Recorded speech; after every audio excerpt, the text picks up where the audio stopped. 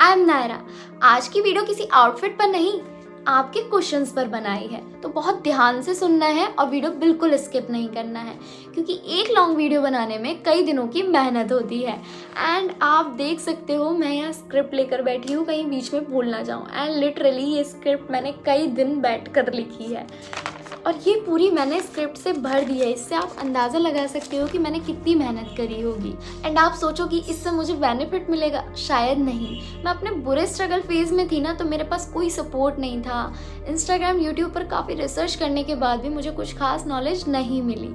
And ये reality है कि आपको कोई क्यों ही बताएगा कि उसने कैसे स्टार्ट किया, क्योंकि यहाँ लोग आगे बढ़ते हुए देखना बर्दाश्त ही नहीं कर पाते। और शायद मैं भी आपको बहुत अच्छे तरीके से गाइड ना कर पाऊँ, बट मेरे से जितना होगा मैं करूँगी, because you are my family. और मैं चाहती हूँ कि जो मैंने इतना बड़ा लंबा सफ़र तय किया है स्ट्रगल का, शायद आप शॉर्ट टर्म में तय कर पाओ। तो मैं जितनी आपकी हेल्प कर सकती हूँ मैं करूँगी। बाकी जो आपके डाउट्स हो वो आप मुझे कमेंट्स में ज़रूर लिख दीजिएगा। मैं नेक्स्ट वीडियो में उनको क्लियर करने की पूरी कोशिश करूँगी। सो इस वीडियो में मैं आपके सारे doubt point two point clear करूँगी। एंड ये वीडियो सिर्फ डिज़ाइनिंग से रिलेटेड नहीं है, ये उन सभी लोगों से रिलेटेड है जो अपना करियर अलग अलग फील्ड में बनाना चाहते हैं। एंड जैसे कि आपने मेरी पहले की वीडियो देखी होंगी तो आपको पता होगा कि मैं एज अ डिज़ाइनर कभी नहीं बनना चाहती थी। मैं एज अ ऑलराउंडर बनना चाहती हूँ जिसे सब कुछ आता है, जैसे कुकिंग करना, बट क्रिएटिव यूनिक। एंड मैंने काफ़ी वीडियोस में क्रिएटिविटी करी है, जैसे कि आपने देखा ही होगा मेरे शॉर्ट्स में ईयरिंग बनाए हैं मैंने, ज्वेलरी बनाई है, हेयर एक्सेसरीज। और मेरा मानना है कि लड़की का इंडिपेंडेंट होना उसके शादी बच्चे करने से बहुत ज़्यादा ज़रूरी है, क्योंकि शादी बच्चे और किचन से भी अलग एक दुनिया होती है जिसमें आप खुलकर बिना डर के जी सकती हो, और उसके लिए आपका कामयाब होना बहुत ज़रूरी है। एंड एक शेर है कि मेरा कामयाब होना मेरा ज़िंदा रहने से बहुत ज़्यादा ज़रूरी है। तो बेचारी मत बनो, लाचार मत बनो, आग बनो आग, कि जो भी आपसे उलझे जला दो, चला। मजाक था, बट इसको सीरियस लेना है। हाँ, सो स्टार्ट करने से पहले लाइक, शेयर एंड सब्सक्राइब कर दो यार। थोड़ा सपोर्ट तो मैं भी डिजर्व करती हूँ। एंड मैं अभी कैमरे के सामने बोलना सीख रही हूँ, तो ऑफेंड मत होना अगर मैं गलती कर दूँ तो प्लीज़ सॉरी। तो स्टार्ट करते हैं। वेलकम बैक टू मेरे चैनल ड्रीमर नायरा। तो सबसे पहले आपके क्वेश्चंस क्या हैं ये देख लेते हैं। फर्स्ट वन इज़ कि आपने अपना ब्रांड कैसे बनाया, हम कैसे बना सकते हैं। सेकंड, आप अपने जो आउटफिट्स हैं, जो आपने आउटफिट लॉन्च किए हैं, वो कैसे आप सेल करती हो, कैसे सेलिंग प्रोसेस रहता है, और कैसे आप अपना सारा ये मैनेज करती हो। ओके, तो इन दो क्वेश्चंस के आंसर हम पॉइंट टू पॉइंट क्लियर करेंगे, क्योंकि इससे ज़्यादा मैं अगर क्वेश्चंस निकालूंगी ना तो फिर वीडियो बहुत लॉन्ग हो जाएगी। ऑलमोस्ट लॉन्ग हो चुकी है, बट पेशेंस। ओके, तो फर्स्ट क्वेश्चन का आंसर ये है कि आपको चाहिए ये 5 स्टेप्स। ठीक है, इन 5 स्टेप्स को फॉलो करो। Patience, consistency, hard work, mindset and finance. ये 5 फैक्टर्स बहुत ज़्यादा ज़रूरी हैं। ओके, पांचों पॉइंट मैं अपनी स्टोरी में ही कवर कर दूंगी। ओके, तो मैंने देखो अपना ब्रांड लॉन्च करने का ऐसा कुछ सोचा नहीं था। पहले मैंने फेस वैल्यू बनाई अपनी।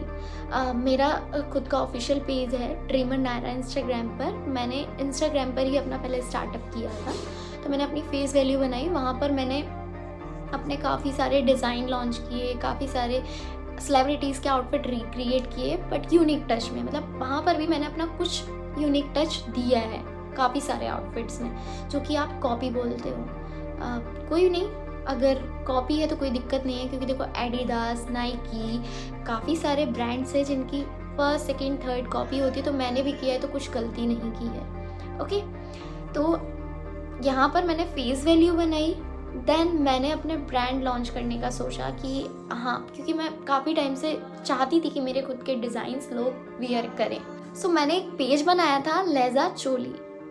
ये मेरा ब्रांड का नेम है, जो कि मैं आपको डिस्क्रिप्शन में दोनों मेंशन कर दूंगी, ऑफिशियल एंड बिजनेस पेज। वहाँ पर भी आपके सारे काफ़ी डाउट्स क्लियर हो जाएंगे। ओके, तो मैंने जब ये लेज़र चोली पेज बनाया था तो ऑलमोस्ट 1 ईयर तक मुझे कोई भी रिस्पॉन्स नहीं आया था। मतलब कस्टमाइजेशन तो काफ़ी आता था, लेकिन लोगों के जो मैं डिज़ाइन करती थी उसके ऑर्डर्स नहीं आते थे। ठीक है, तो मैंने इससे पहले काफ़ी सारे आउटफिट लॉन्च किए थे, अनाया, आद्या, चांदनी।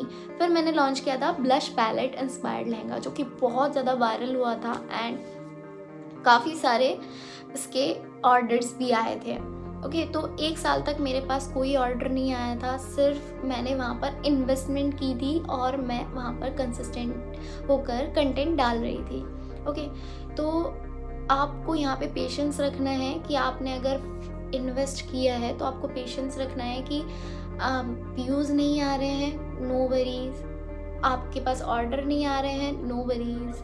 आप जब धीरे धीरे कैटलॉग लॉन्च करोगे ना, तो आपका उनमें से कुछ एक तो ऐसा होगा जो वायरल जाएगा। ठीक है, तो उनके साथ साथ जो आपने पहले भी किए होंगे उसके भी ऑर्डर्स आपको मिलने स्टार्ट हो जाएंगे। ओके, तो आपको पेशेंस रखना है, कंसिस्टेंसी रखनी है। अब कंसिस्टेंसी में इन द सेंस ये है कि आप अगर बिगिनर हो तो पर डे एक रील डालनी है। आप इंस्टाग्राम पे डाल रहे हो, यूट्यूब पर डाल रहे हो, पर डे ज़रूर डालनी है, क्योंकि वहाँ पर आपको फॉलोअर भी मिलेंगे और ऑडियंस भी इंटरेक्ट करेगी कि भाई ये क्या बना रहा है। सपोज करो कि आप एक बैग बना रहे हो, ठीक है, तो आपको क्या करना है कि आप उसका प्रोसेस दिखाओ। ठीक है, कंसिस्टेंसी में आप हर दिन तो एक प्रोडक्ट लॉन्च नहीं कर सकते ना, तो आप उसका प्रोडक्ट का प्रोसेस दिखाओ जो भी आप लॉन्च करना चाहते हो। एंड प्रोसेस में क्या दिखा सकते कि टेक्स्ट डाल सकते हो वहाँ पे कुछ, या फिर आपने जितना बनाया है उसकी छोटी छोटी क्लिप्स दिखा सकते हो वहाँ पर।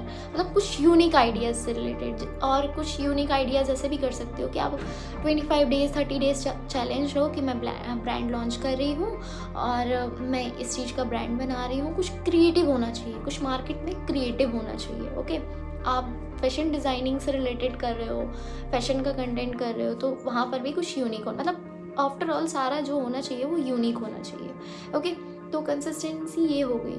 हार्ड वर्क कि आपको लेजीनेस बिल्कुल नहीं दिखानी है कि आज नहीं कल हो जाएगा और अभी नहीं अगले दिन लॉन्च करें। मतलब जहाँ आपने जितना माइंडसेट बनाया है कि हाँ भाई इतने दिन में इतना मुझे करना है, तो वहाँ पर आपको इतना करना पड़ेगा। अगर आप एक दिन भी पोस्टपोन करोगे ना, तो जो ऑडियंस इंटरेक्ट हुई है ना, वो ऑडियंस धीरे धीरे जाना शुरू कर देगी। फिर क्या होगा कि आपने वो जो इन्वेस्ट किया है वो भी वेस्ट, आपकी मेहनत जो की है वो भी वेस्ट, और जो ऑडियंस आप चाहते थे वो ऑडियंस नहीं मिली है। तो आपको इन सारे पॉइंट्स का बहुत ध्यान देना है। ओके, अब आते हैं अपने मेन पॉइंट्स कि आपको ब्रांड लॉन्च करने के लिए कितना मिनिमम अमाउंट चाहिए, क्योंकि भाई सबसे पहले क्या ज़रूरत है, पैसे की।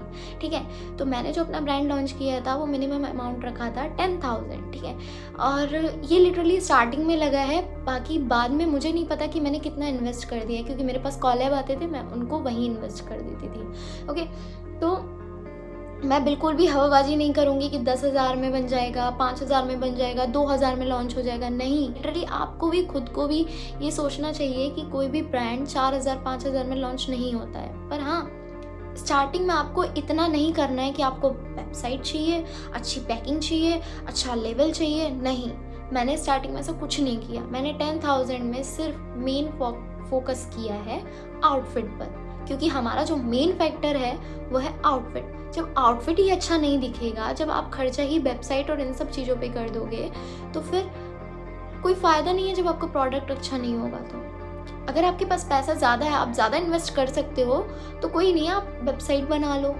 आप लेवल बना लो, आप अच्छी पैकिंग दो, कोई इशू नहीं है। अगर आपके पास बजट जो है मिनिमम है, तो आपको सिर्फ क्या करना है, अपने प्रोडक्ट की क्वालिटी पर काम करना है। क्वालिटी, आप उनको क्या क्वालिटी दे सकते हो, क्या उनको प्लस फैसिलिटीज़ दे सकते हो उसमें कि हाँ भाई आपने एक बैग लॉन्च कर रहे हो, और जो क्रिस्टल बैग होते हैं उसमें ज़्यादातर क्या होता है, 2 पॉकेट्स होती हैं। आप क्या करो, आपने 4 पॉकेट वहाँ पर बना दी। आपने क्या किया, बड़ा बैग बनाया, वहाँ पे आपने फ़ोन केस कवर बना दिया कि आप फ़ोन यहाँ रख सकते हो। ठीक है, तो ऐसे कुछ आप वहाँ पर अपने प्रोडक्ट में क्वालिटीज़ डाल सकते हो। जैसे कि मेरे आउटफिट में क्या रहता है, मेरे आउटफिट में सबसे ज़्यादा यूनिक रहता है आरी दबके का काम, हैंड डिटेलिंग। मैं ज़्यादातर हैंड डिटेलिंग करती हूँ और आरी दबके का काम करती हूँ, जो बहुत रेयरली मिल पाता है लोगों को। और थोड़ा यूनिक ये भी रहता है कि मैं जो अपना फैब्रिक सोर्स करती हूँ ना, वो हाई क्वालिटी का करती हूँ। मतलब मुझे कम मिले चलेगा, लेकिन मैं क्वालिटी से कंप्रोमाइज़ नहीं कर सकती। तो मैं अपने आउटफिट में ये यूनिक रखती हूँ। बाकी डाउट्स हैं कि हम अगर अपना ब्रांड लॉन्च करते हैं, ये सब हमने कर लिया, तो हम उसको सेल कैसे करें, हम उस ऑडियंस से इंटरेक्ट कैसे करें। देखो, आपको ना बस प्रॉपर क्या चाहिए, अच्छी कम्युनिकेशन स्किल्स चाहिए कि आप कस्टमर को कैसे सेफ फील करा सकते हो, क्योंकि सबसे ज़्यादा वहाँ पर ट्रस्ट बिल्ड करना होता है। जैसे आप हो वैसे दिखो उनके सामने, ओके। अच्छे से प्रोफेशनल तरीके से उनसे बात करो, ओके। एंड मैं क्या करती हूँ कि जब ऑर्डर कंफर्म करने की बात आती है, तो मैं सारी चीज़ें वहाँ क्लियर कर देती हूँ कि भाई 50% पहले देना होगा, 50% जब मैं डिस्पैच करूँगी तब आपको देना होगा, एंड शिपिंग मेरी तरफ से नहीं होगी, आपकी तरफ से होगी। मैं उनके सारे डाउट्स और उनके सारे जो हमारी तरफ से रूल्स एंड कंडीशंस होती हैं, वो सारे मैं क्लियर कर देती हूँ उनको। अब आते हैं अपने अकाउंट्स पर। मैं आपको सजेस्ट करूँगी कि आप अपना जो ऑर्डर कंफर्म करो वो प्रीपेड पर करो, COD मत करना, क्योंकि यहाँ पर काफ़ी सारे स्कैम होते हैं। मेरे साथ तो प्रीपेड पर ही हुआ है। आपके साथ काफ़ी सारे लोग ऐसे भी आएंगे जो ऑर्डर कंफर्म करेंगे, काफ़ी सारा दिमाग भी खाएंगे, और आप उनका ऑर्डर बना भी दोगे और आप उनको दिखाओगे कि भाई ऐसा बना है, तो वो बोलेंगे अच्छा नहीं बना है, हमारा पेमेंट वापस कर दो। आपको ऐसे केस में क्या करना है कि आपको पेमेंट वापस नहीं करनी है। मेरे साथ ऐसा हुआ था, बट मैंने पेमेंट वापस कर दी थी, क्योंकि मुझे स्टार्टिंग में नहीं पता था। आपको शुरू से लेके लास्ट तक उनको छोटी छोटी चीज़ दिखानी कि भाई आपने ये रेफरेंस दिया था, बिल्कुल सेम ऐसे ही बना है, और आपने ही कंफर्म किया था कि ये मटेरियल लगना है। सारी चीज़ें उनको क्लियर करते जाओ, लास्ट में आपकी गलती ना हो, उनकी गलती हो, ओके। तो इन सारी चीज़ों का ध्यान रखना है, क्योंकि काफ़ी सारे लोग ऐसे आते हैं, तो अपना लॉस नहीं करना है। और आप जो ऑर्डर मतलब आप जो प्रोडक्ट बनाओ ना, उसमें अपना, हालांकि स्टार्टिंग में थोड़ा अमाउंट ले सकते हो, मतलब कि थोड़ा प्रॉफिट मिले कोई नहीं, लेकिन अपना प्रॉफिट निकाल के चलना। ये नहीं कि जितने में आपने बनाया उतने में दे दिया, ठीक है। तो और स्टार्टिंग में देखो, आपको ना ये भी पता नहीं होगा कि ये प्रोडक्ट कितने में बनेगा। अब भाई ये प्रोडक्ट है मार्केट में 10,000 का, आप बना रहे हो उसको 6,000 का, तो 6,000 के अकॉर्डिंग आपको उसमें मटेरियल लगाना है, आपको उसमें सारी चीज़ें लगानी है, ठीक है। अगर आपको इससे ज़्यादा पड़ रहा है, तो आपको उसको प्रोफेशनल वे में समझा के चलना है कस्टमर को कि देखो, आपने जो रेफरेंस दिया था वो बहुत एक्सपेंसिव है, और इसमें मटेरियल और भी लग सकता है, तो आपको पेमेंट आगे करना वो पड़ भी सकता है, ठीक है। और बाकी उनको स्टार्टिंग में ही आप सारे बिल्स दिखाते हुए चलो, आप उनको सारी चीज़ें दिखाते चलो जो आप चीज़ें ले रहे हो, लास्ट में आपकी गलती ना निकले, ओके। आप कस्टमर के साथ ऑनेस्ट रहोगे, कस्टमर आपके साथ ऑनेस्ट रहेगा। कुछ ऐसे होते हैं, उनको इग्नोर करना बेटर है। बाकी कुछ भी डाउट्स होते हैं तो आप कमेंट्स में मेरे से पूछ लीजिएगा, okay. And the most important thing कि आप अपना पेज कैसे मैनेज करती हो। भाई मैंने स्टार्टिंग में अपना पेज खुद से मैनेज किया था कुछ टाइम तक, फिर मेरी एक बिज़नेस पार्टनर है, मतलब पहले वो मेरी कस्टमर थी, फिर इसके बाद में हम दोनों बिजनेस में आए हैं। And the most important thing कि काफ़ी सारे कस्टमर आपसे रिलेशन बिल्ड करने की कोशिश करेंगे। तो as a professional relation build करना अच्छी बात है, लेकिन घर वाली बात कि भाई आप तो मेरी बहन हो, मैं आपकी बहुत बड़ी फ़ैन हूँ, क्या हम ऐसा कर सकते हैं, ये कर सकते हैं, थोड़ा डिस्काउंट कर लीजिए। नहीं, जिनके सपने होते हैं उनके कोई अपने नहीं होते हैं, ठीक है। बिजनेस चला रहे हो तो बिजनेस डील करो, घर वाली बात मत रखो। रिलेशन बिल्ड प्रोफेशनल वे में, कि ट्रस्ट रहे वहाँ पे कि हाँ भाई ये ट्रस्टेड है, बस। सो ये रहे आपके क्वेश्चंस के आंसर, एंड काफ़ी सारे पॉइंट इधर उधर हो गए हैं, तो प्लीज़ कोई भी डाउट हो कमेंट कीजिएगा, मैं उनके आंसर देने की कोशिश करूँगी। एंड जो भी अपना कंटेंट स्टार्ट करने वाले हैं या ब्रांड लॉन्च करने वाले हैं, थोड़ा तो क्रेडिट दे देना यार, कि मैं 7वें आसमान पे चढ़ जाऊँ कि मैंने आप लोगों को इंस्पिरेशन दी थी। एंड थैंक्स फॉर वॉचिंग, मेरी इतनी बकबक सुनने के लिए। और झुकना नहीं है, बैडी बनना है, बैडी, ओके। तो मिलते हैं नेक्स्ट वीडियो में आपके नए क्वेश्चंस के साथ। Bye bye, Tata.